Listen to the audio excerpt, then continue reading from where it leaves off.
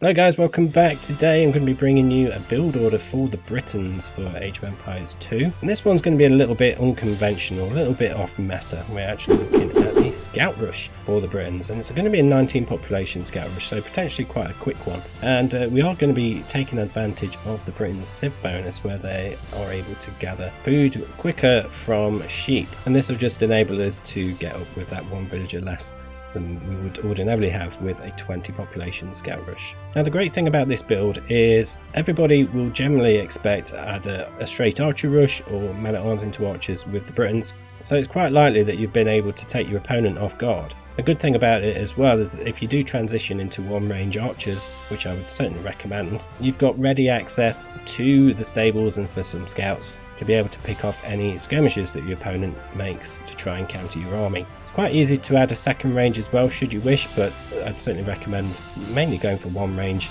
backed up with scouts, and then add the second range as you're about to click up to the castle age, so that you can get quite a good mass of archers together, ready to upgrade them to crossbowmen upon reaching the castle age. But yes, certainly an unconventional build, certainly off meta. Enough of this, let's have a look at the build. Okay, so with this build I've sort of skipped the main part of the Dark Age start, which is essentially the same as the standard 20 pop scouts build order. So you'll notice that with the Britons, ordinarily on Britons build orders, you'll just have 5 on sheep to start off with. I decided to go for the 6 on sheep with this one, just because it helps get that food income in a little bit quicker. So we've gone for 6 on sheep, 3 to wood, 1 to lure a boar, and then we're on 4 on berries.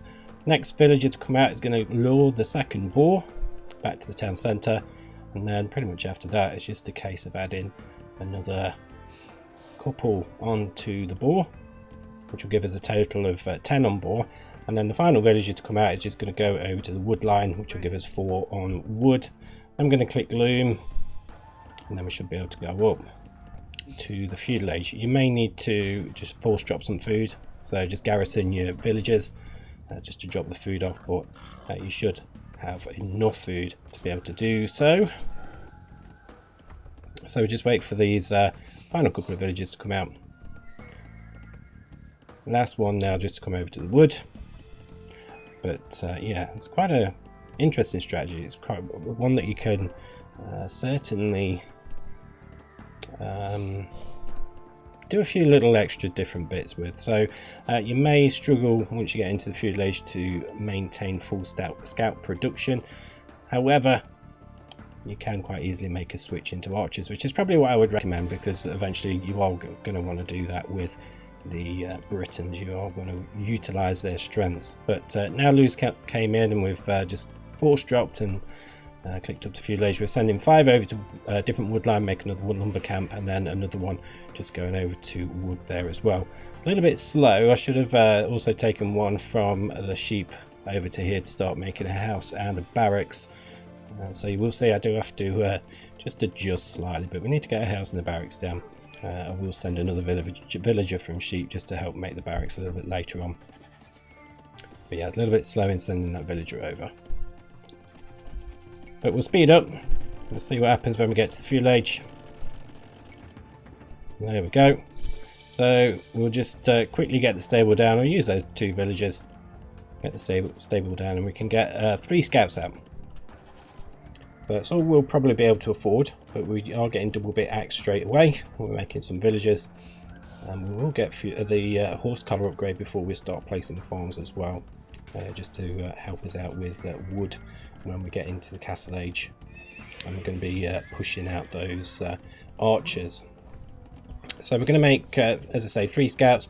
New villagers are just coming onto sheep for now. I've sent that villager back onto the sheep as well, and we should then be able to start adding some farms once these sheep have all been collected. So I'll just fast forward again. There we go, we're adding farms now. Now at this point, let me just say, depending on what you want to do, you could have perhaps just placed 3 farms, and you perhaps could have got a range down, sent the other villagers over to gold, and then start going for 1 range archer production. to back up the scouts. Probably what I would do ordinarily.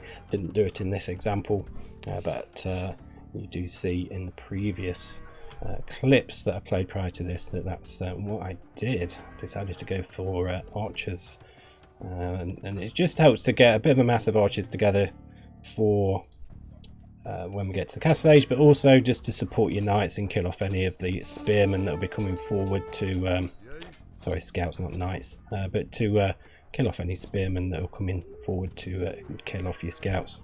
So yeah, certainly if we had another range out, or a range out at this point, we probably would have got a few archers together by now, which could have come out, picked off those spearmen, and we could have carried on raiding and picking off villagers. But you've got to be quite careful with your scouts, as always. You've got to be sort of doing hit and run, trying to avoid the spearmen at all costs, try not to lose your scouts. And all at this point we should be able to start to just get them walled up a little bit, get your blacksmiths down as soon as you can, and then start just gearing towards going over to the castle age. But that's it for this one, guys. Thank you very much. I shall see you on the next one.